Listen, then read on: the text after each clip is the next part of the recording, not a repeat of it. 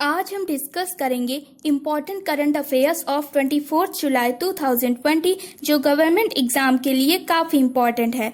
आपने अभी तक अगर ZTV एजुकेशन एंड एग्जाम का चैनल सब्सक्राइब नहीं किया है तो प्लीज़ सब्सक्राइब कर लीजिए, क्योंकि हम हर रोज़ इम्पॉर्टेंट करंट अफेयर्स आपके सामने लाते रहेंगे।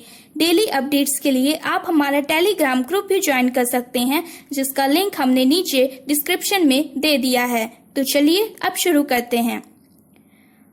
कोविड-19 के प्रकोप के कारण विदेशों में फंसे भारतीयों को वापस लाने की केंद्र सरकार की योजना के एक भाग के रूप में भारतीय नौसेना ने मालदीव से 1000 भारतीयों को वापस लाने के लिए ऑपरेशन समुद्र सेतु शुरू किया।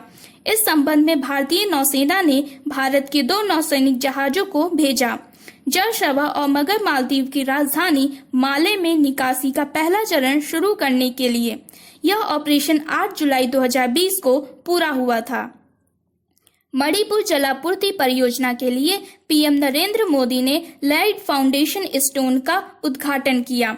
23 जुलाई 2020 को नरेंद्र मोदी ने वीडियो कॉन्फ्रेंसिंग के माध्यम से मणिपुर के ग्रामीण घरों में मीठे पानी के घरेलू नल कनेक्शन प्रदान करने के लिए डिजाइन किए गए जल जीवन मिशन के तहत मणिपुर जल आपूर्ति परियोजना की आधारशिला रखी।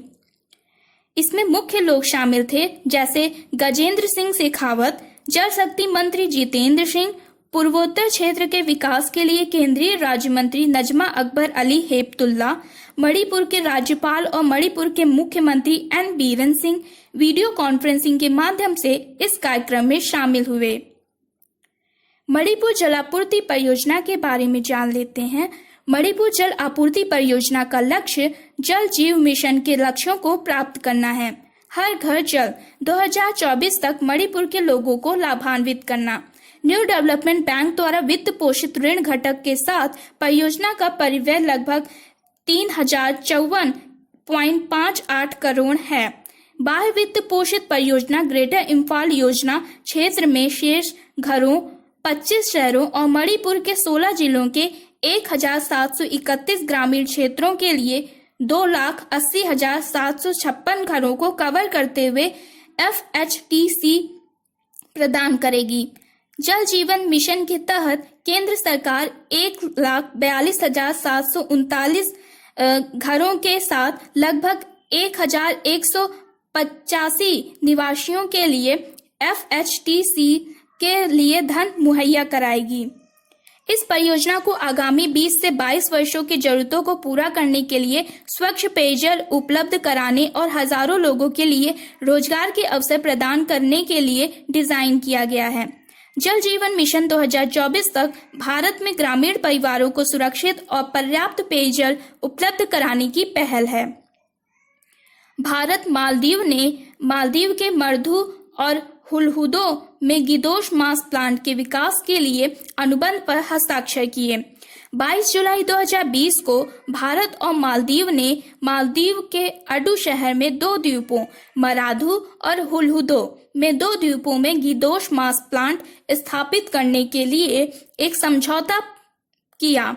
कॉन्ट्रैक्ट साइनिंग समारोह एडू सिटी में आयोजित किया गया था, जिसमें मालदीव के विदेश सचिव अब्दुल गफूर मोहम्मद, मालदीव के भारत के उच्चायुक्त सूर्यदेव सुधीर, मालदीव के विदेश मंत्रालय के अन्य सदस्यों के साथ शामिल हुए। यह समझौता 2019 में दोनों राष्ट्रों द्वारा हस्ताक्षरित मेमोरेंडम ऑफ एसोसिएशन की तर्ज पर मारा गया था, जिसमें लगभग 1.5 मिलियन अमेरिकी डॉलर की लागत में मराधू, हिताहू और हुलहुदो में 3 गिदोशु मांस प्लांट की स्थापना की गई थी, जिस पर भारतीय प्रधानमंत्री ने हस्ताक्षर किए, नरेंद्र मोदी और मालदीव के राष्ट्रपति इब्राहिम मोहम्मद सोलिह ने। यह समझौता मालदीव में $5.5 मिलियन की कुल लागत पर स्थानीय निकायों के माध्यम से उच्च प्रभाव सामुदायिक विकास परियोजना के कार्यान्वयन के लिए भारतीय अनुदान सहायता की श्रृंखला में भी पहला है।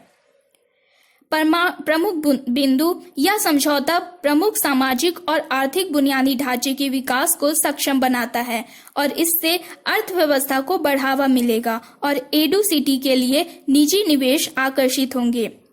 इससे मालदीव के मत्स्य क्षेत्र में विभिन्न चुनौतियों का सामना करना पड़ेगा, जो स्थानीय समुदायों में रोजगार का सबसे बड़ा स्रोत है।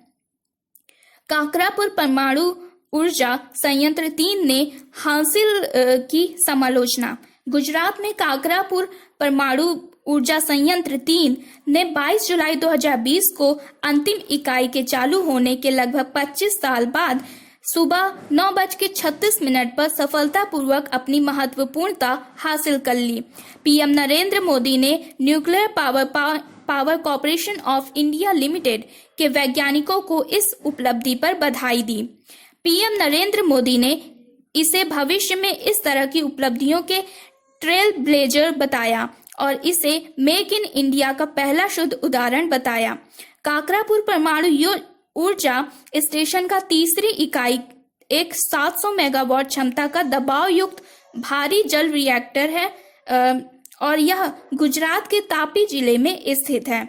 यह काकरापुर 3 का पौधा पूरी तरह से स्वदेशी है, जिससे आचार निर्भर भारत को एक वास्तविकता है।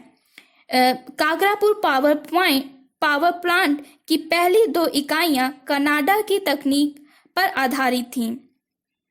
काकरापुर 3 का 23वां परमाणु ऊर्जा रिएक्टर है। आइए अब नजर डालते हैं कि काकरापुर 3 के महत्व और इसके बारे में कुछ तथ्यों पर। अचीवमेंट क्रिटिसिटी का क्या अर्थ है? एंड क्रिटिकलिटी प्राप्त करने वाले न्यूक्लियर रिएक्टर का अर्थ है कि रिएक्टर ने नियंत्रित और निरंतर परमाणु विखंडन प्रतिक्रिया देना शुरू कर दिया है। अन्य शब्दों में आलोचना को प्राप्त करने का अर्थ है कि रिएक्टर की विखंडन घटना प्रतिक्रियाओं की निरंतर श्रृंखला के लिए पर्याप्त संख्या में न्यूट्रॉन को बाहर निकालती है। दबाव वाले भारी जल रिएक्टर क्या हैं?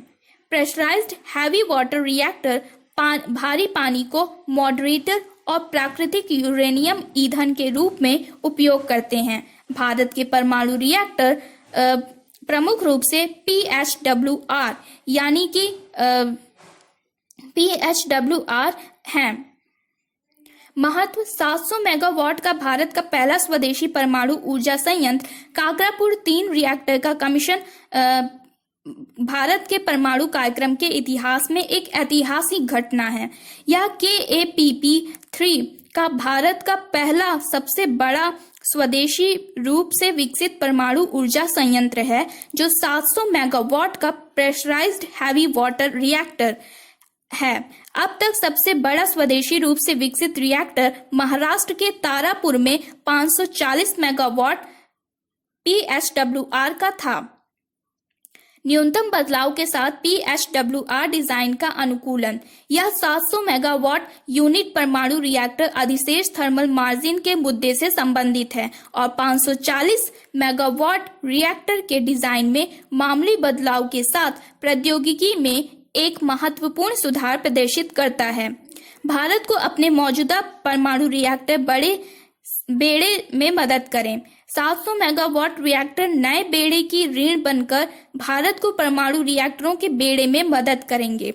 वर्तमान में रावत भाटा पर काकरापुर में 700 मेगावाट रिएक्टर की 7 इकाइयां चल रही हैं। KAPP-3 16 स्वदेशी 700 मेगावाट PHWR की नियोजित श्रृंखला में सबसे आगे है। 700 मेगावाट काकरापुर PHWR की सुरक्षा सुविधाएं। यह स्वदेशी 700 मेगावाट काकरापुर 3 दबाव भारी जल रिएक्टर आधुनिक सुरक्षा सुविधाओं के साथ विकसित किया गया है। ये विशेषताएं हैं: स्टील लाइनेड आंतरिक नियंत्रण, निष्क्रिय क्षय गर्मी हटाने प्रणाली, कंटेनर स्प्रे सिस्टम, हाइड्रोजन प्रबंध प्रणाली। 700 मेगावाट काकरापुर 3 का निर्माण कब शुरू हुआ? नवंबर 2010 में पहले कंक्रीट की डालना के साथ विकास शुरू हुआ। संयंत्र को शुरू में 2015 में चालू होने की उम्मीद थी। PHWR की पहली 2 इकाइयां कब चालू हुई? प्रेशराइज्ड हैवी वाटर रिएक्टर की पहली यूनिट 6 मई 1993 को चालू की गई थी और दूसरी यूनिट 1 सितंबर 1995 को चालू की गई थी। मैं इसे फिर से रिपीट कर रही हूँ। प्रेशराइज्ड हैवी वाटर रिएक्टर की पहली यूनिट 6 मई 1993 को चालू की गई थी और दूसरी यूनिट 1 सितंबर 1995 को चालू की गई थी। दोनों प्लांट 220 मेगावाट क्षमता के हैं। ये बहुत ही इम्पोर्टेंट है। हरिद्वार में आयोजित होने वाला कुंभ मेला 2021 उत्तराखंड के मुख्यमंत्री ने उत्तराखंड के मुख्यमंत्री त्रिवेंद्र सिंह रावत ने घोषणा की कि कुंभ मेला 2021 कार्यक्रम के अनुसार हरिद्वार में आयोजित किया जाएगा। राज्य के मुख्यमंत्री ने बताया कि हरिद्वार में मेला 2021 में समय पर आयोजित किया जाएगा। हालांकि इस कार्यक्रम का स्वरूप और इसे कैसे बढ़ाया जाएगा या उस समय की स्थितियों के अनुसार तय किया जाएगा। 22 जुलाई को मुख्यमंत्री त्रिवेंद्र सिंह रावत ने कुंभ मेले की व्यवस्थाओं को पूरा करने के लिए अखिल भारतीय अखाड़ा परिषद के प्रमुख नरेंद्र गिरी, कैबिनेट मंत्री मदन कौशिक और अखाड़ा के अन्य प्रतिनिधियों के साथ बैठक की थी। बैठक की मुख्य विशेषताएं: उत्तराखंड के मुख्यमंत्री ने अखाड़ा प्रतिनिधियों से आग्रह किया कि वे अपने समस्याओं के बारे में शहरी विकास मंत्री कौशिक से सीधे संपर्क करें ताकि उन्हें जल्द से जल्द हल किया जा सके। मुख्यमंत्री ने उन विशेष ध्यान के बारे में भी बात की जो सड़कों के पुनर्निर्माण पर रखे जाएंगे, जो अखाड़ों की ओर ले जाएंगे। उन्होंने स्वच्छता सुनिश्चित करने और अतिक्रमण हटाने को भी जोड़ा। अखिल भारतीय अखाड़ा परिषद के अध्यक्ष ने सीएम से 13 अखाड़ों के कुल देवता के बाद कुंभ मेला 2021 में घाटों का नामांकन करने का आग्रह किया। एबीएपी के अध्यक्ष ने मुख्यमंत्री से बिजली के कनेक्शन, पानी की आपूर्ति और अन्य कार्यों के बीच शौचालय की मरम्मत के काम में सुविधा का अनुरोध किया। कुंभ मेला व्यवस्थाओं के लिए वित्तीय सहायता। वित्त के बारे में बात करते हुए उत्तराखंड के मुख्यमंत्री ने बताया कि राज्य सरकार अपने स्तर पर आने वाले तीर्थयात्रियों के लिए आवश्यक बुनियादी सुविधाओं की व्यवस्था करने के लिए सभी 13 अखाड़ों को वित्तीय सहायता देने पर विचार कर रही है। फ्लिपकार्ट ने वॉलमार्ट के भारतीय होलसेल का अधिग्रहण किया, मतलब एक्वायर कर लिया। फ्लिपकार्ट ने 23 जुलाई 2020 को घोषणा की कि उसने भारत में वॉलमार्ट इंक के best price wholesale cash and carry कारोबार की मूल कंपनी का अधिग्रहण कर लिया, यानी कि एक्वायर कर लिया। इस कदम से फ्लिपकार्ट अगले महीने फ्लिपकार्ट होलसेल नामक एक डिजिटल मार्केट प्लेस लॉन्च कर सकेगी। यह अमेजन के साथ बेहतर प्रतिस्पर्धा करने के लिए ई कॉमर्स फर्म के थोक प्रसाद को भी मजबूत करेगा। वॉलमार्ट 2009 से भारत में best price wholesale cash and carry stores चला रहा है। अमेरिकी रिटेल दिग्गज ने 2018 में फ्लिपकार्ट में 16 बिलियन अमेरिकी डॉलर की एक नियंत्रित हिस्सेदारी खरीदी थी। की हाइलाइट्स: जनवरी 2020 से माता पिता वॉलमार्ट के साथ फ्लिपकार्ट का सौदा चल रहा था। यह ऐसे समय में आया कि जब अमेजन सहित ई कॉमर्स कंपनियां भारत के माँ और पॉप स्टोर्स या किराना स्टोर्स की लुभाना चाह रही हैं जिन्हें अर्थव्यवस्था का रीढ़ माना जाता है। फ्लिपकार्ट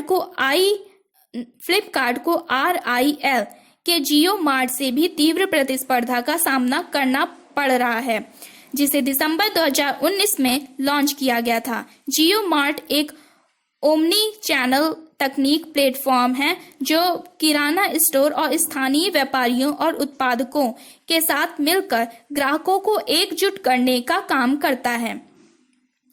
RIL के चेयरमैन मुकेश अंबानी ने हाल ही में घोषणा की थी कि वे धीरे धीरे पूरे भारत में लोगों को सेवा देने की योजना बना रहे हैं और भारत में 20 करोड़ से अधिक घरों के साथ 3 करोड़ से अधिक ऑफलाइन खुदरा विक्रेताओं को जोड़ने में मदद करते हैं। भारत में वॉलमार्ट के कुल 28 थोक स्टोर हैं, 2 पूर्ति केंद्र और 1.5 मिलियन से अधिक सदस्य हैं, जिनमें बड़े पैमाने पर मॉम एंड पॉप स्टोर्स शामिल हैं। हालांकि वॉलमार्ट इस व्यवसाय में पैसा नहीं कमा सकता है। सौदे के तहत वॉलमार्ट इंडिया के कर्मचारी फ्लिपकार्ट समूह में शामिल होंगे, कोई छंटनी नहीं होगी।